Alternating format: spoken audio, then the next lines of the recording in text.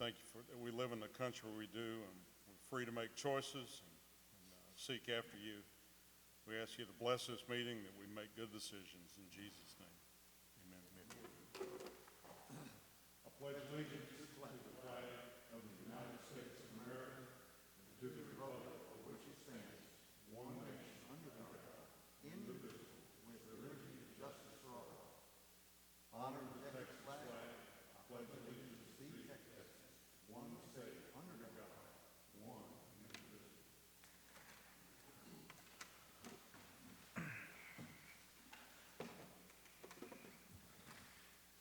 Good morning. We are here to conduct a public hearing on the creation of a reinvestment zone for the purposes of tax abatement to provide economic development within the county, and possible action on tax abatement agreement with SP Peregrine Solar LLC involving the following parcels of land: Patricia Aileen Harkins, property ID number 9125, 815 acres. Patricia Aileen Harkins, parcel number 9126, involving 1,048.2 acres. Janie F. Harkins Hiller, property ID number 9127, involving 1,854.52 acres, for a total of 3,717 acres, .54. We have Mr. Bass with us, who we retained to handle our abatement negotiations. Mr. Bass, take off. Good morning. For the record, Bob Bass. I'm officed in Austin, Texas. I was retained by Goliad County to facilitate negotiations with SP Peregrine Solar LLC, and an application received under your guidelines that were adopted back in August of 19. In reviewing the application, I find that it's in conformity with your guidelines, and so we pursued negotiations.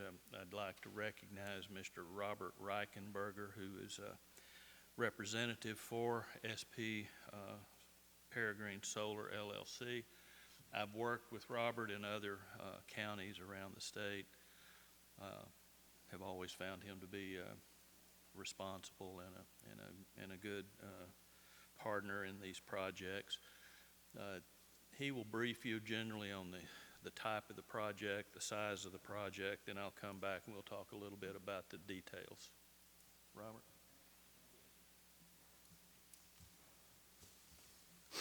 Thanks for having me here today. I've got a handout for you. Page 3 of this talks about the Peregrine project. The rest of it really talks about our experience with other solar projects that we've done in the state.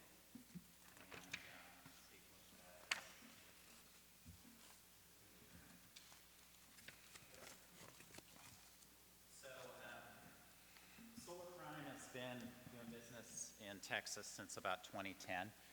We did our first project in Brackettville. It's a 40 megawatt project. That power goes to CPS Energy.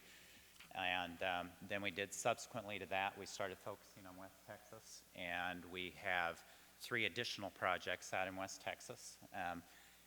And one's 150 megawatts. That power goes to Austin Energy. Another one's 180 megawatts. That power goes to Vistra. And then the next one also goes to Vistra. It's another 150 megawatts. So we've been pretty blessed with successfully constructing projects in the state. And we've now moved our focus to this part of the state. And page 3 of your handout there really talks about the Goliad County project that we're talking about here today. It's a 300 megawatt project on approximately 2,200 acres that's constructible. There's additional acreage under lease in there that we do set aside just for drilling corridors in case there ever is any oil and gas activity in the area. So we try and make that a best practice to always do that. We expect to start construction if we're successful with everything we're working on right now to start construction in the first part of next year and complete construction and make the project operational second quarter type timeframe of 2023. 2023? 2023, yes. We expect during that time to have greater than 150 employees. I think the 150 employee number, frankly, is a bit low. I think it's going to be higher than that for a 300 megawatt project. And then long-term, we would have 2 employees, permanent plus seasonal staff. Those 2 employees, I think we've committed to like $49,000 salaries at least for those folks plus benefits. And that's in our agreement draft with, or agreement with you all. Let me see what else I can tell you. As far as like the status of the project, I'd still consider us early stage. We have done some initial phase 1 environmental site assessment surveys. We still have some like preliminary geotech studies to do to make sure we understand the cost associated with constructing the project. We have some, the interconnection studies are key studies that AEP is doing for us that are still in process. And we have survey type work as well to do. So there are several things yet to do. This process with you all here is one of the major items we wanted to get behind us as well. What questions may I answer? Or can you or Mr. Bass go through what our projected earnings would look like on this project? Okay, all right. Any other questions? It says here that the power is going to go to Coleto Creek. Say again, I'm sorry. It says here on your sheet that the power is going to Coleto Creek. The power would not, the line that the plant would interconnect to is the Coleto Creek line. It's a big line that goes down south toward, it's called, the substation's called Grissom. But it goes Lawn Hill. It heads down toward Lawn Hill. So that's the line that we would be interconnecting into, and that line connects directly into Coleto Creek. Okay. Hooking up down here. Yeah. Past O'Connor's. Any other questions, gentlemen? No. All right. Thank you. Kirby, anyone? David? Well, construction, how long did you say it would, from beginning to end, with 150 employees? Is that a 2-year project, or? We'd expect that, so our project down in Crane, the last one we did is 150 megawatts. That was constructed in about 9 months. So this one I would expect to take 15-ish to 18 months. And that's from clearing the property to We may putting clear it first. Huh? We may clear it earlier than that. Okay. So that, clearing alone, it's a lot of mesquite and so forth down there, but clearing alone could take, a few months. Thank you. Yep. Gentlemen, the process that counties are required to go through is to hold public hearing on the creation of a zone. The reinvestment zone is the footprint of where the project will be located. We have to create that zone first, and then we can take consideration for granting an abatement agreement within that zone. So just as a formality, creation of the zone upon receipt of a qualifying application is the first step. It is an important step, so any questions you have about, what is going to go in there and so forth are appropriate now. And then we will talk after we move past this. I don't have any problem with talking about the terms of the agreement now either, but in the sequence of order, it would be best to create the zone first and then move to deliberation about the abatement agreement. So do we need to close the public hearing portion? If there's not any other public comment or questions, like I say, or if you have questions about what's in the abatement agreement, I certainly will get to that, but if you want to do it in the public hearing, I have no objections to doing it that way. If there's no objections, let's just go ahead and close the public. I have one question, Judge, if I may, please. Okay. The landowners are all in agreement, of course, with this, and the adjoining landowners, I guess, because it's all mainly Well, there's only Mainly, they're the main landowners out family, there. yeah. There's necessarily no requirement that outside landowners that are around it agree, so I can't speak to what their perceptions might be. What is important is the people whose land is going to be included within the zone or have leases. Obviously, they're going to receive some benefit from those leases. And then this zone is gonna be at the very edge of the county line, or the very edge of the county, correct? It is. It's not directly adjacent to, but it's near the Tulsita project. It's down along that power Right, this is line. at the south end on 2441 before you get to Blanconia. down What drives these typically is the availability of large capacity transmission lines.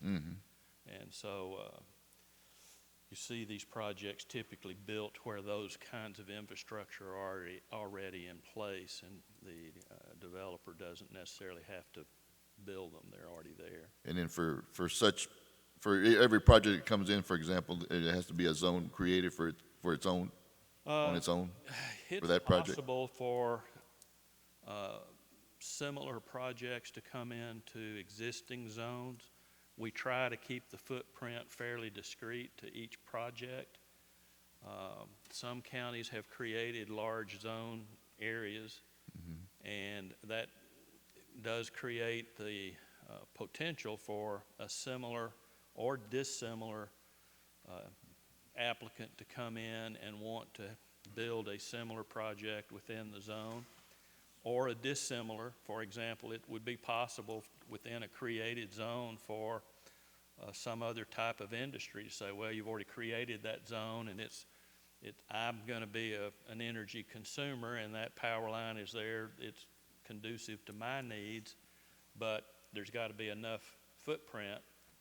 You can't come in and just stick something in on somebody. So in this case, there's so few landowners, but in others where there's lots of landowners, not everybody within the zone may have a lease. So it's possible, but unlikely. I try to keep the footprint in these deals as small as possible. Okay. And so if somebody else wants to do a similar deal, we create a new zone rather than trying to stick it into an existing zone. Any further questions? All right, at this point, we'll close the public hearing and open up consideration to take possible action to create a reinvestment zone for the purpose of tax abatement and to provide economic development within the county in accordance with Chapter 312 of the Texas Tax Code. Said reinvestment zone to be located as described in the application by tax abatement agreement with SP Peregrine Solar, LLC. Again, this order lays out that you're creating a reinvestment zone under Chapter 312 of the Texas Property Code. It has a map of the county with the location of the project in the south central part of your county. I have a question. Yes. The map I have, I can't tell anything about this. There's a larger map that'll go into the record. It's the same We'll get map. We'll get a copy of that, or can we see that, or? Sure. I mean, we're going to be circulating this for signatures.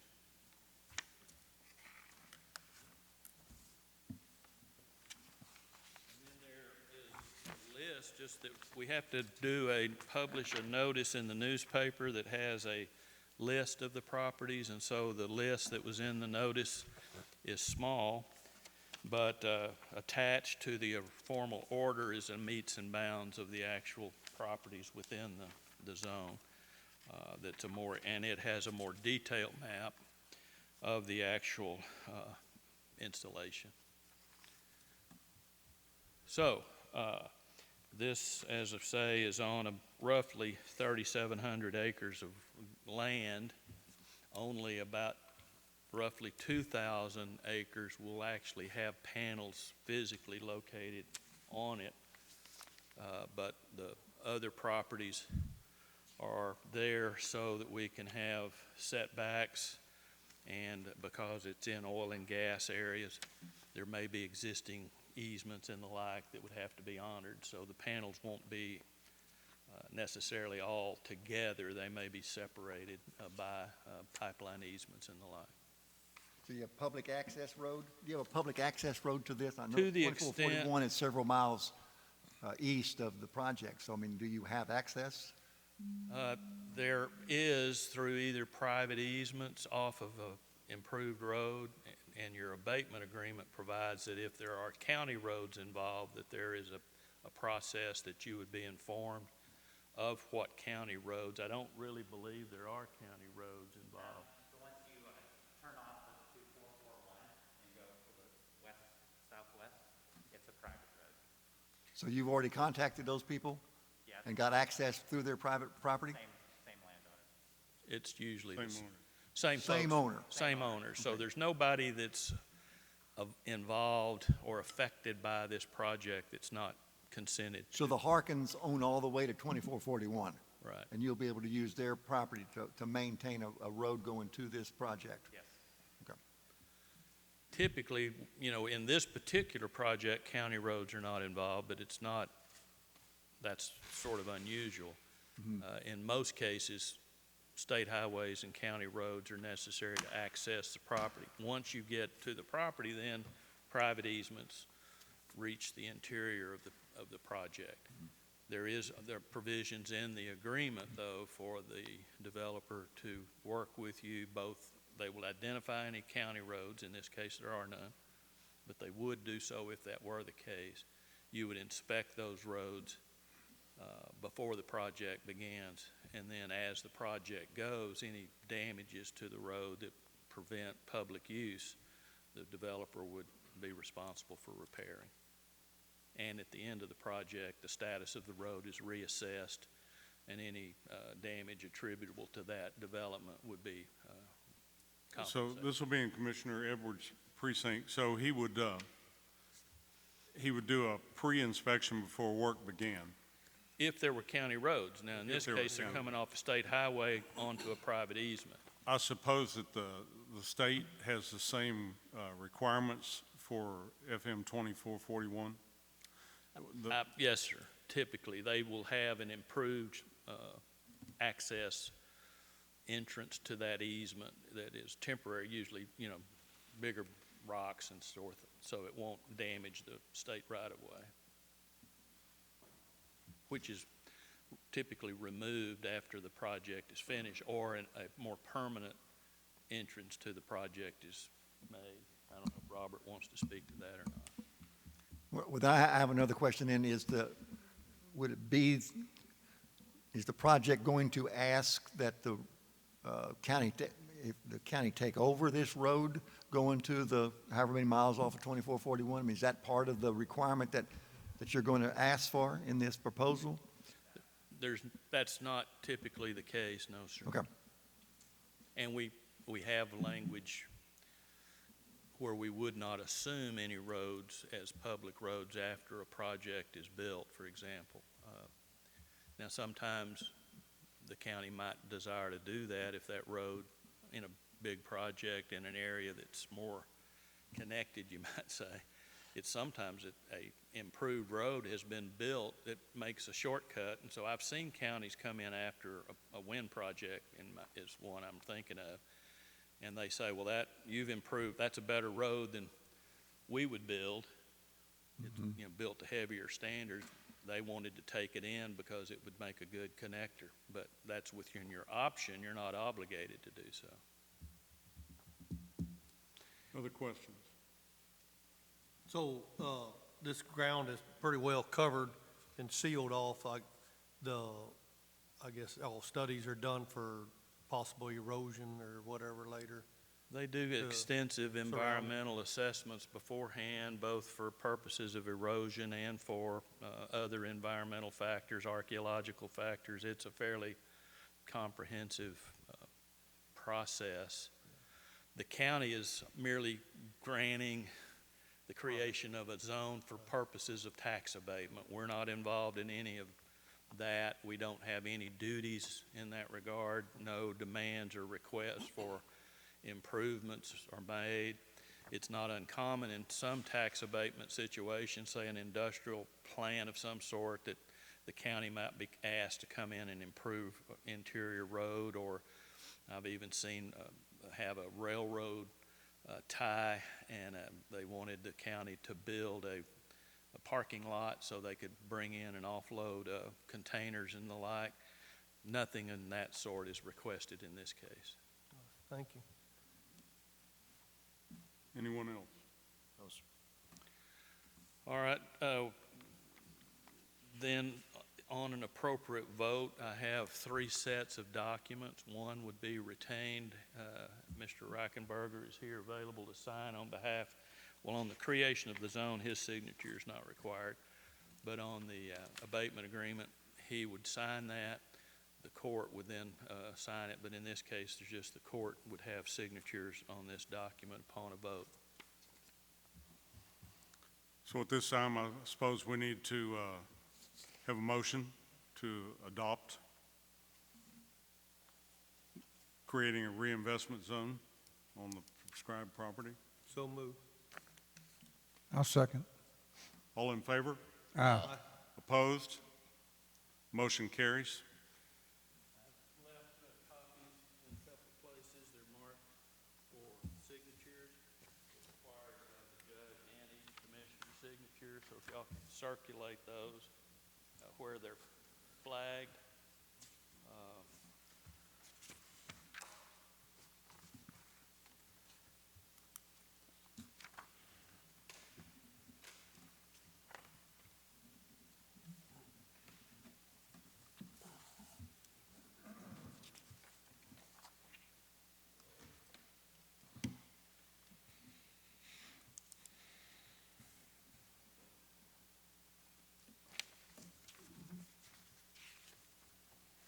I've already signed.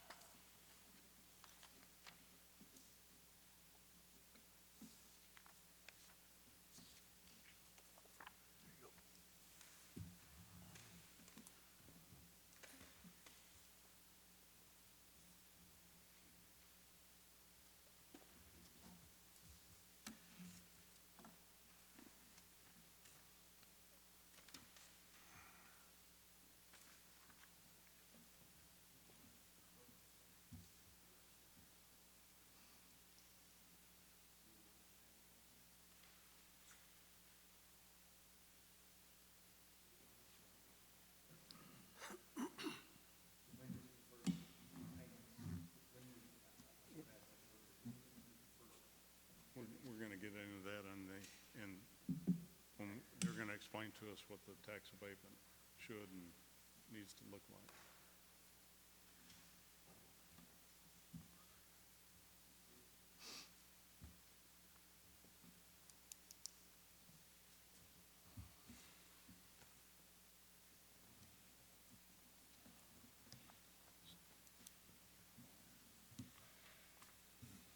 So we'll move on to the next agenda item.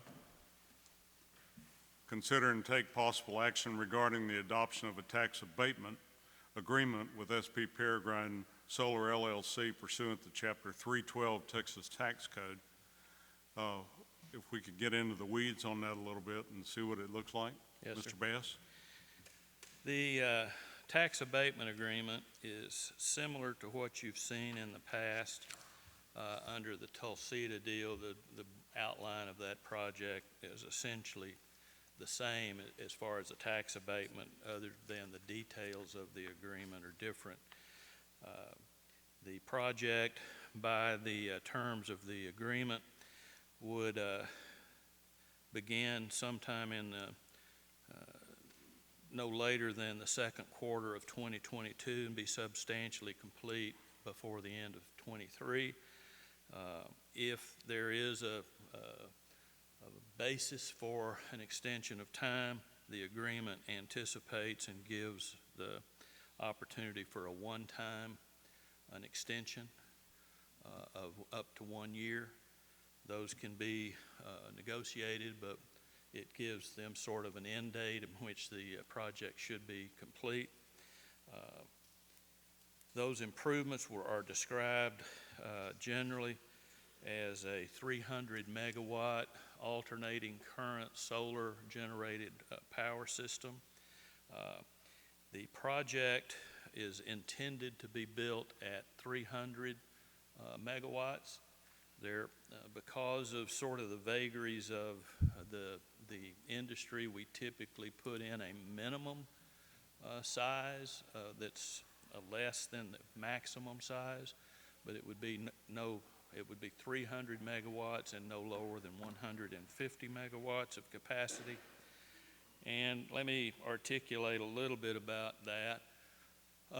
These projects start, of course, with the developer executing lease agreements for the ground that the project would be built on. They then have to essentially tie down their tax burden.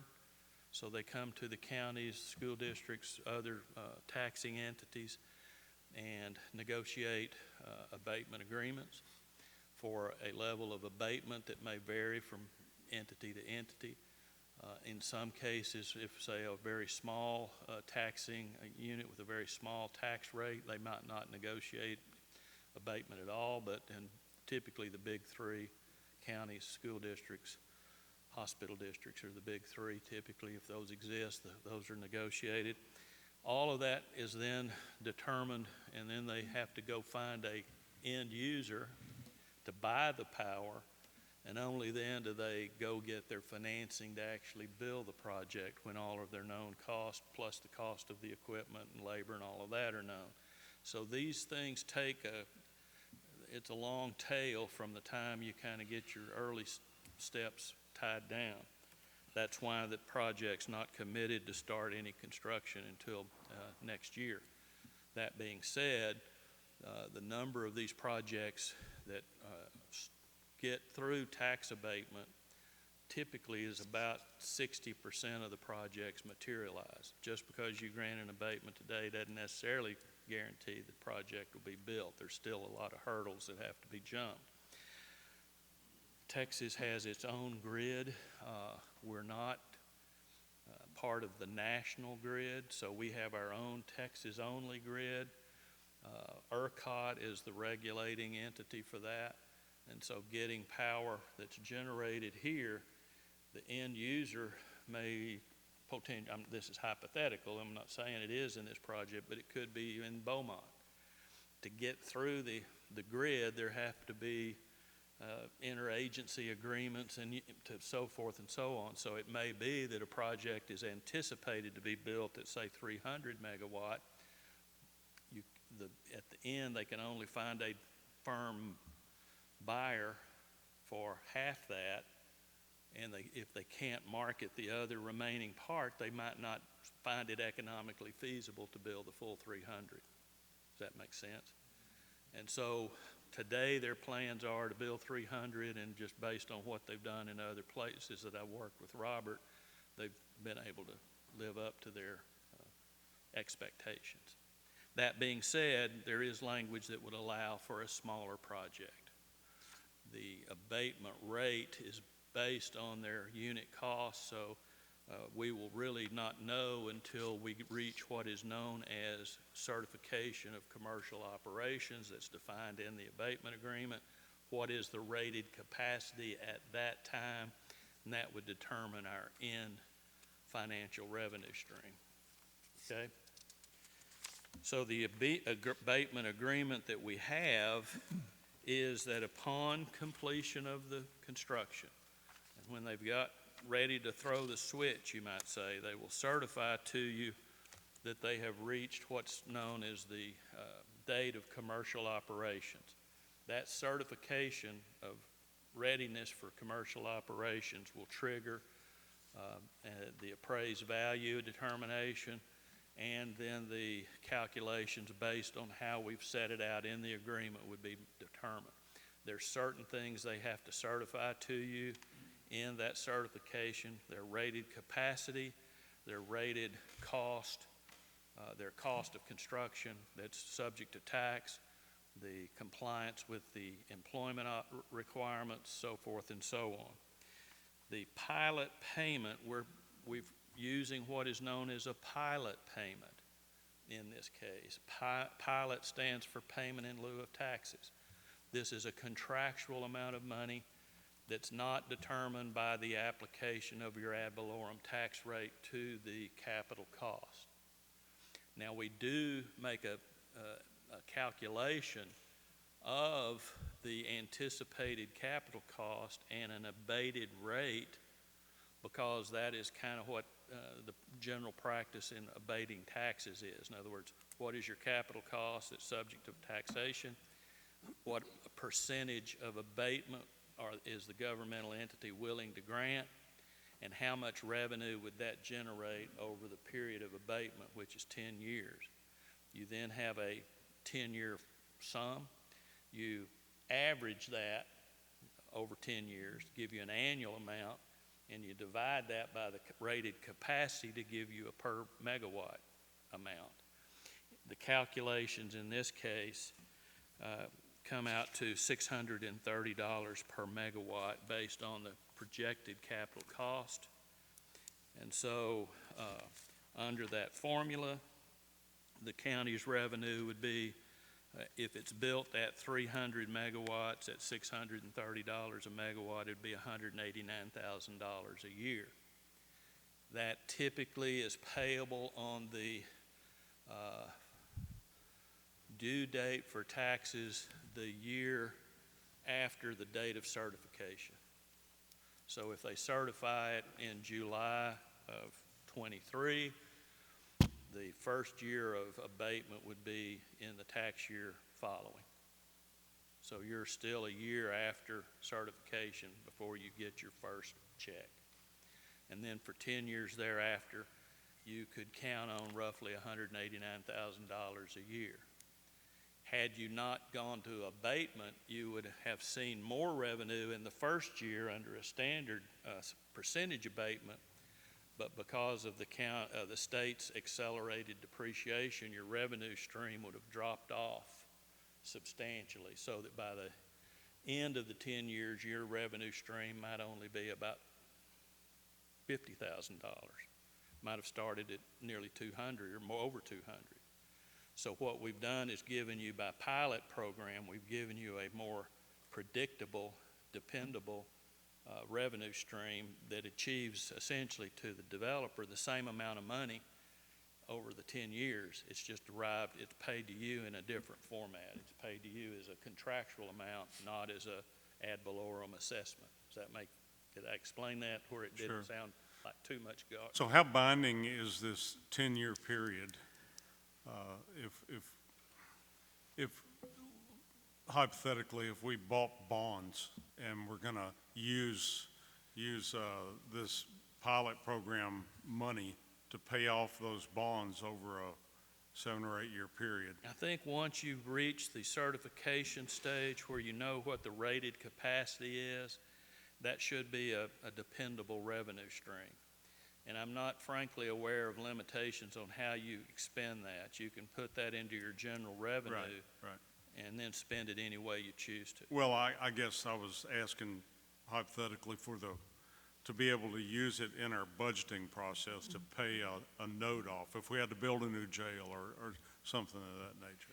It is a contractual obligation, so it's as reliable as any other contractual. There are default provisions in the agreement. Acts of God, tornado tears the place up, I don't know that I can say it's guaranteed, but there are penalties and termination provisions in the agreement to handle most of those types of unexpected eventualities. They are required to carry insurance and so forth. So that, I can't say I can guarantee that that amount of revenue would always be there. I have a question. It's typically going to be there. Yes, sir. My question is, you're saying $630 per megawatt, 300 watts. Well, let's say that in second quarter 2023, when it's basically online, you've only sold 150 megawatts, not 300. So It's then we'd get. based on the capacity. Hang on, so, and let me finish. So that would mean instead of getting 190,000, we'd get half of that. No. Your payment is based on the rated capacity. In other words, not what it produces, but what it's capable of producing. So if its rated capacity is 300 megawatts, you get paid on 300 megawatts, not say it's cloudy that year and it doesn't produce 300 megawatts. Yeah, well, but didn't you also say that at some point, if they do not meet if they can't find a customer for only 150,000 megawatt, 150, whatever it is, megawatts, then they would only build 150? Is that correct or That's what I'm not? saying, yeah, if there could be the eventuality that for whatever reason they're not able to build 300, whatever they build.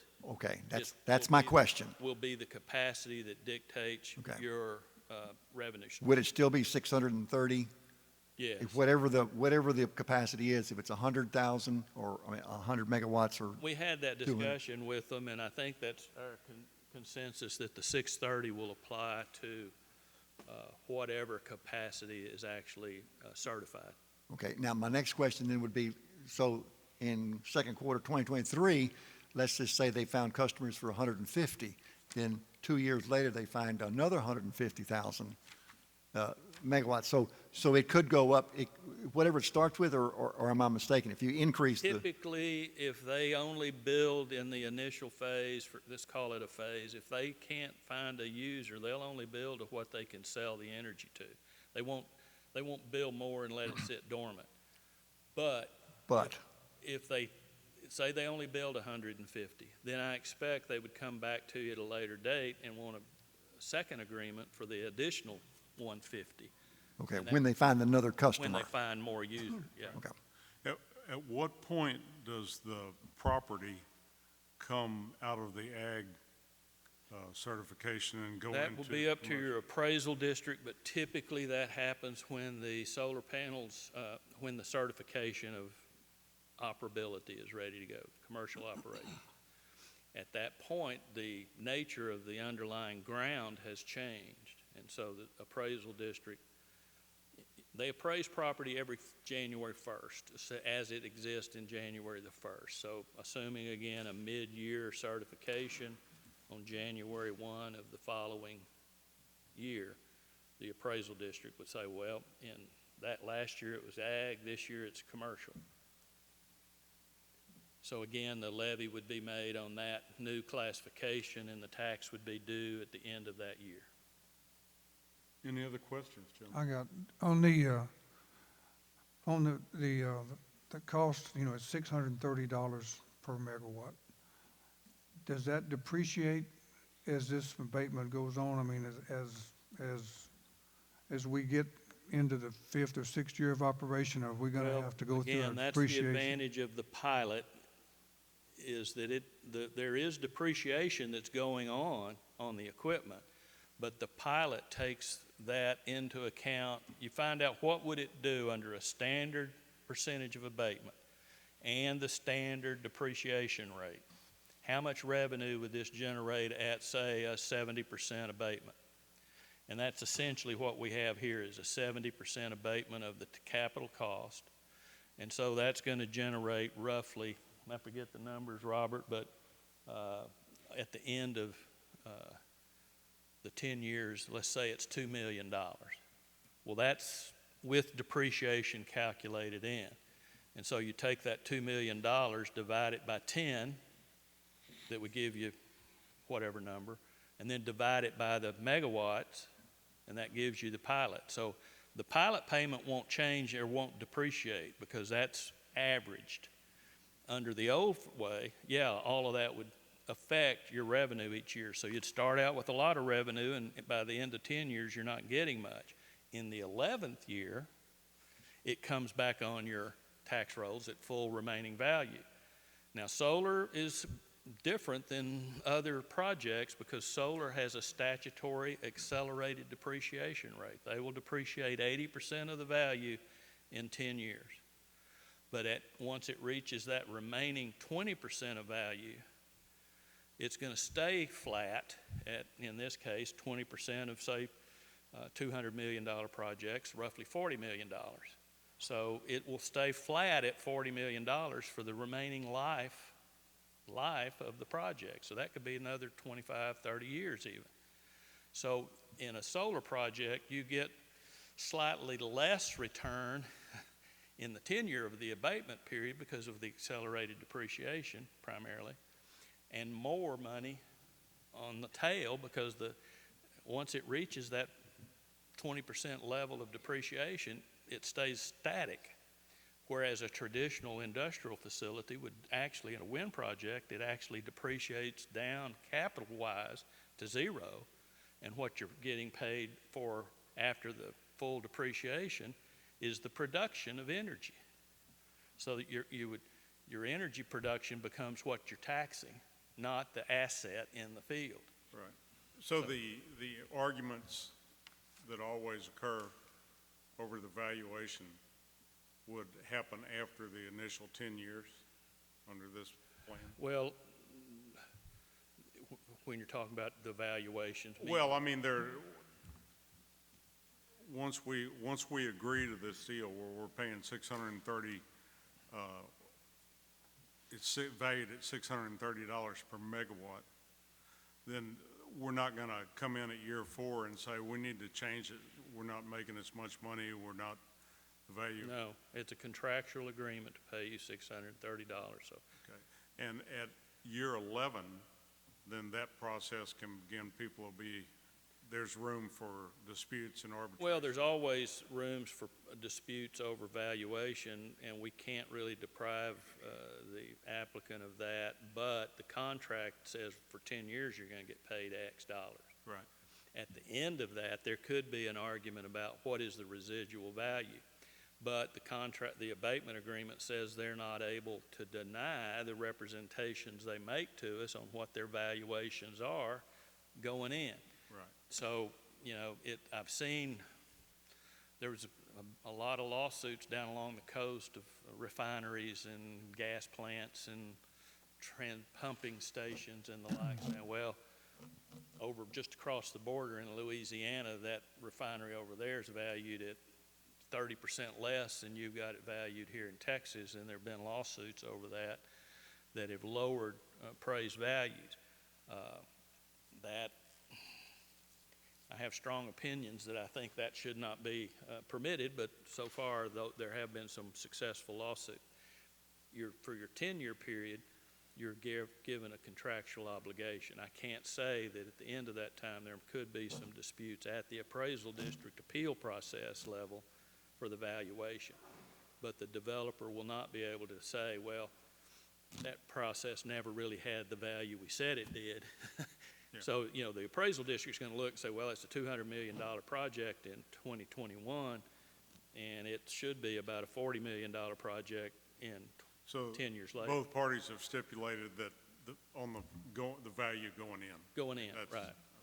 So absent some other outside factor that would affect that valuation, your standard rates of depreciation and so forth ought to apply.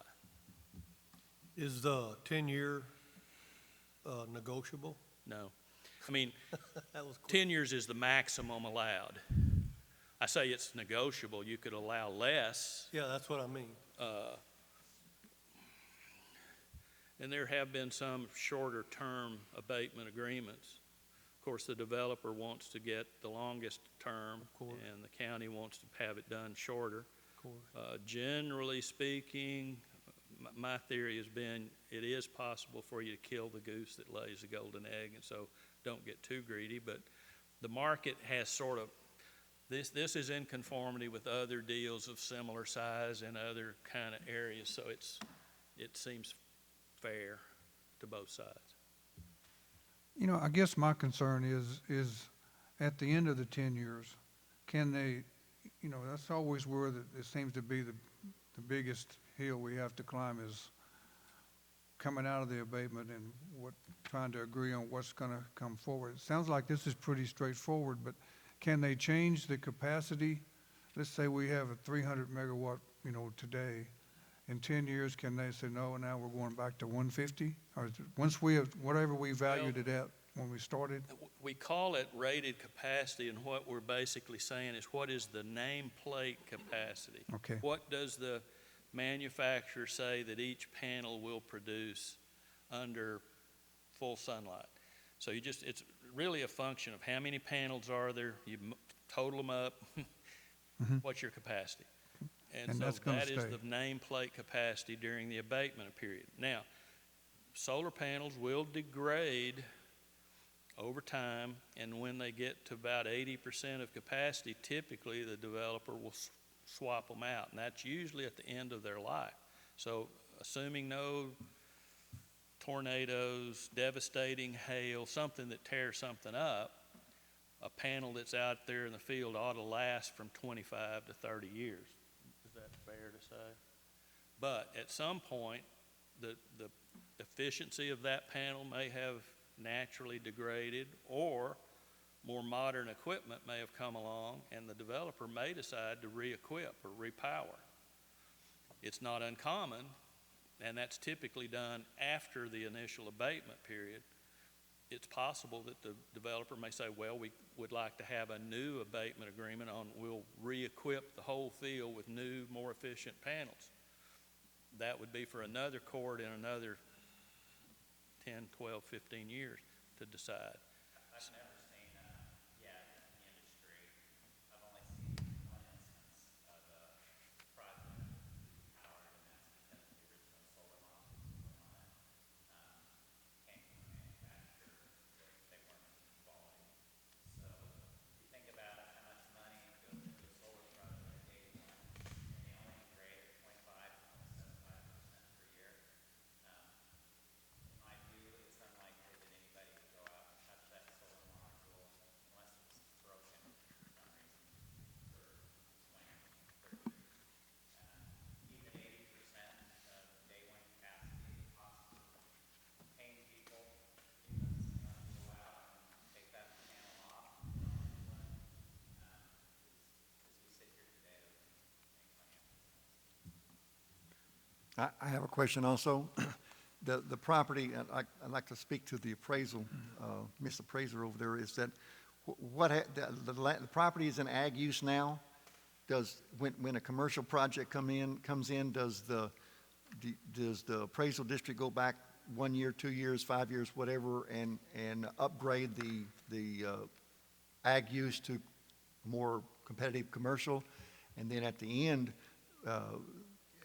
after this 10 years, can they go back to ag after so many years if the solar panels are destroyed or moved or whatever? What normally happens is they're gonna leave the ag, so we'll probably roll back to the old, for 5 years. 5 years. Okay. Okay. And then after the 10 years, if they want to put ag back on, then they'll have to wait for 5 years to after they put Okay. Typically speaking, the lease agreement with the landowner and the developer indemnifies the landowner for any negative tax effect based on that change of classification. And also typically the lease agreement that we're not privy to has what are known as remediation provisions, so that at the end of the useful life, the solar panels are removed and the land can go back to roughly its original state. And that's when the reclassification would take place yet again. Right, but I was just curious, the 3,500 acres, whatever it is, you would go back and reevaluate it for the last 5 years, and the tax rate would be, somebody had to pay more money on that 3,500 acres or whatever it is. Yes. Okay, which I don't care who pays it. Was asking that question. And because that's variable from place to place, I've not attempted to quantify that. And I'm not asking you to. Yeah. Other provisions that are relevant to your concerns, there is an agreement that even after the abatement period, that the developer promises to stay in place for at least 15 additional years. So this is at least a 25-year commitment on their part, and they certainly could stay longer as long as they think it's a profitable enterprise. But they have a 15-year commitment after the abatement period. They have committed to at least 2 full-time jobs. As he mentioned, there are 150 up during the construction stage. These projects do not generate a lot of jobs, but the jobs that they are committing to would pay an annual minimum wage of $49,000 plus. Additionally, they have committed to make an incentive to their employees to move and locate into Goliad County by incentivizing them to establish a permanent residence here of a housing allowance or bonus of up to $15,000 for them to stay and be residents here in your county. There's a road repair provision that I don't think will be applicable here. They have insurance obligations during the construction and thereafter. They have a provision to use reasonable efforts to hire local personnel in the construction. These projects are a little more friendly to local hiring than wind. Wind is such that it really requires kind of specialized knowledge, but these projects are a little more, I'm not going to say simple because they're not, but they don't require the huge foundations and the like. So there's job fair requirements in there. There are rights of inspection for your appraisal district and/or the county upon reasonable notice. There's annual certification that's required before the 31st of each year to ongoing compliance with the obligations of the agreement.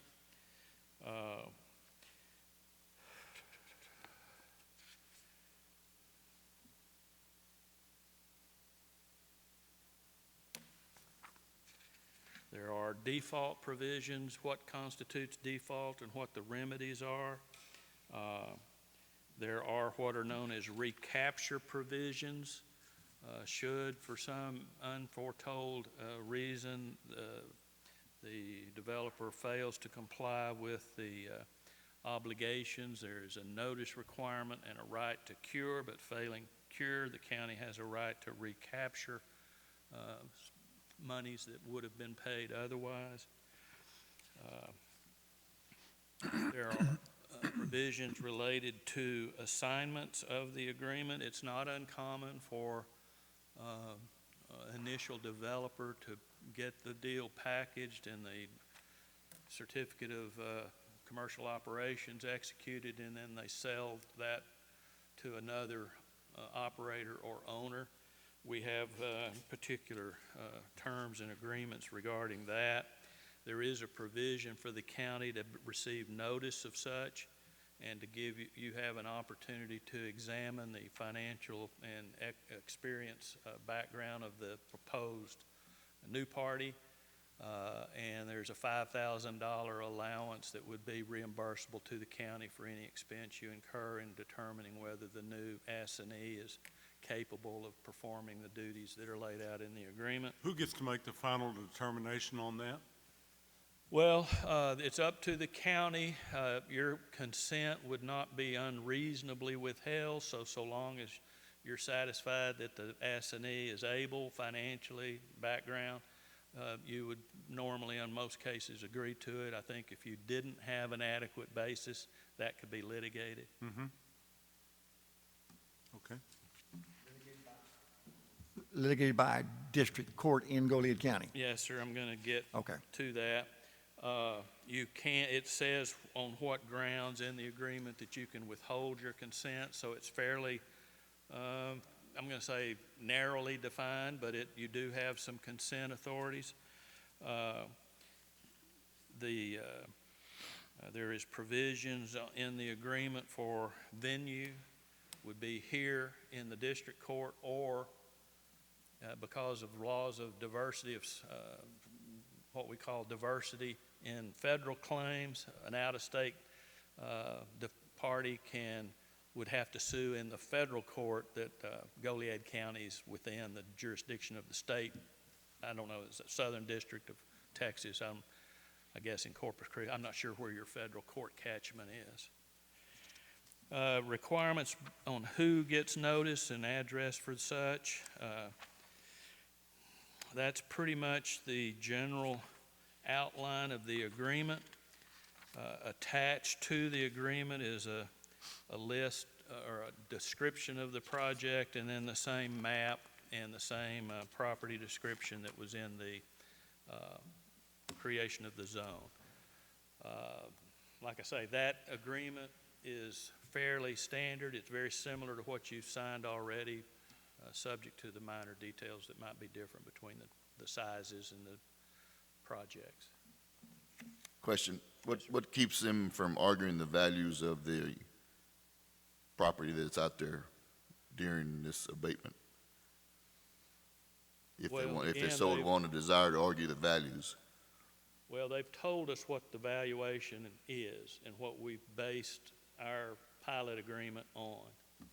So during the abatement period, they're going to be pretty tightly structured on what they can argue. At the end of the time, there's probably room for an argument about remaining value. But during the abatement period, not much. But they still can argue the values. They can still argue the value. Well, the agreement says they cannot dispute the representations they've made to us about what those values are. So at the certification level, they're going to have to document to the appraisal district, what did it cost us to build this project? And that's what the ad valorem tax rate is based on, and then that corresponds to our pilot. So assuming the project remains viable and solvent, then that 10-year pilot program is as close to set in stone as you can get in this world we live in, which means, I hope so. I mean, that's what we try to do, yes, sir. and then if there was going to be any discussion of value, that would occur in year 11. Yes, sir. The reason I was asking, because there's some folks that come back and sued us for over the values within that time frame. Well, that was through the DCP midstream, and that was not a pilot program. That was a straight abatement. The pilot program, correct me if I'm wrong, eliminates that or Tries to. significantly reduces the chances of that happening. Well, I want those chances reduced. I don't want them to come back and dispute those values in that 10-year period. Well, we've done everything. I don't know that we can say you don't have the right to protest if the state law says they do. But what we have done is said, but you don't have the right to dispute the representations of value that you make to us. So when they certify to us, this is a 200, 300 megawatt program and it cost us $250 million to do it, they can't come back the next year and say, oh, King's X, it really should only be $100 million. Well, That's I want that in the agreement. That's in the agreement. Okay, are there any That's the whole projects purpose. out there over 10 years old? I'm sorry? Are there any projects out there over 10 years old? I'm not familiar with any as far as solar. Robert, are you?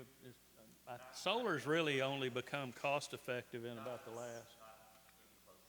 Because Commissioner Morales, I understand what he's saying, after 10 years, so you might say that the panels are taxable, but now the property is worthless because you can't do anything with the property. Well, it's not So- worthless. It's in fact it's more valuable because it's got a commercial rating. Okay, It's not ag exempt. Ag exempt is roughly a 97% tax abatement. Right. People don't look at it that way, but that's roughly what it calculates out to, is you're paying 3% of its real value. Right. Because it's no longer used for ag, it's going to be worth more commercially. just like rural area, you have a house and your tax value, your house goes with 1 acre, so the tax value on that 1 acre is non-ag. Right. It is an increased value. Right. So that would stay like that after the Right. 10 years. Right. It would stay that way until the useful life of the panels is expended Exactly, and the panels are removed. right, As long as the panels are out there generating power, it has that commercial rating. okay. And like I say, I've not attempted to quantify how much that's really more of a function of the appraisal district, but I think that would be a good number I ought to have ability to evaluate, but I've just not built it into my spreadsheet. Rita, do you know what, like the value of the property, what it would go up to from the ag value to the commercial or what? I'd have to go back and calculate. Yeah, You want like rollback kind of thing, or you just wanting what the total just, without the ag? You know, I don't know, and I'm not trying to step on your toe. I would think, you know, there's different classifications of commercial. I mean, let's say a commercial parking lot is going to have a different tax rate than the same area of ground acreage that has a railroad marshaling yard on it. It's going to have a different value than the same acreage with a gas pumping plant, transmission plant. It's going to have a different value if it's a heavy mechanized industrial fabricator. So there's all kinds of classifications. So it's, you know, it's going to be up to the appraisal district to figure out, this is dormant land. You really can't farm it, you can't let cattle graze it, but it's not doing anything other than providing a place for the panel. So I don't know that the value will go up a whole lot from ag exempt, but it'll go up some. Any other questions? I can, okay. Go ahead, Ken. So I suppose at this point, we need to consider a motion to adopt the tax abatement agreement. Do we get a copy of that agreement, or just you? He's fixing to provide it. Yeah, I have 3 sets here. I've provided earlier to the judge draft set. The one that will be kept here today with the clerk. The order authorizes the judge to sign on behalf of the court on the court vote, so the judge will sign the 3. Mr. Reichenberger will sign on behalf of S.P. Peregrine Solar, and then the executed copy will be filed of record. Reichenberger will get a copy, and I'll keep a copy for my file, but I'll be glad to provide it to you.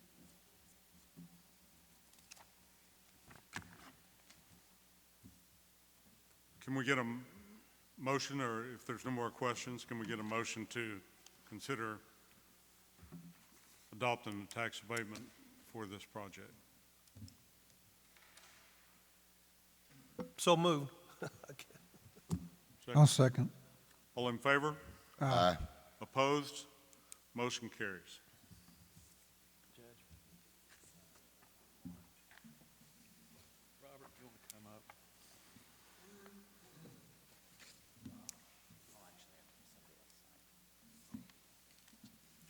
I misspoke. What we'll do, Robert says that they have a corporate officer who will need to sign, so we will not file this today. I will give the original to Robert, who will get it signed, and he'll return it to me, and I'll get it to you for filing. Does that work?